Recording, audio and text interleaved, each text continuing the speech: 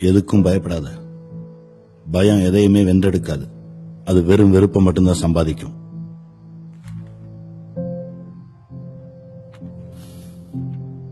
இது ஒரு அரசியல் உலகம். இந்த உலகத்துல பாவம் பசிக்கு உணவுக்காகவும் தண்ணிக்காகவும் காட்டை விட்டு வெளியில வர யானையும் புலியவும் அட்டகாசம் பண்ணுன்னு தான் எழுதுறாங்க. உலகத்துல பல்லுயிர் காடுகள் 8 தான் இருக்கு.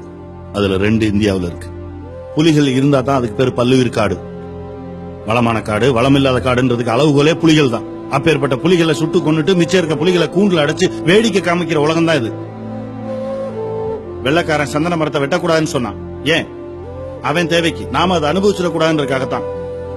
ஆனா இன்னைக்கு மனிதனோட உயிர் நாடியான கல்வியும் மருத்துவத்தையும் தனியார்ட்ட கொடுத்துட்டு வெறும் சந்தன மரத்தையும் சாராயத்தை வச்சு நாக்கா வலிக்க போறீங்க.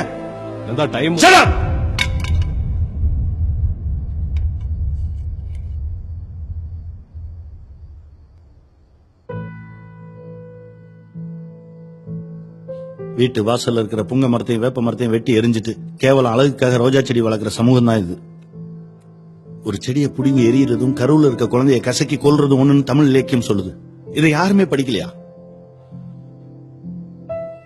இங்க இருக்க எல்லாருக்குமே ஒரு வாழ்க்கை இருக்கு. எவனும் எதுக்காகவும் வரமாட்டான்.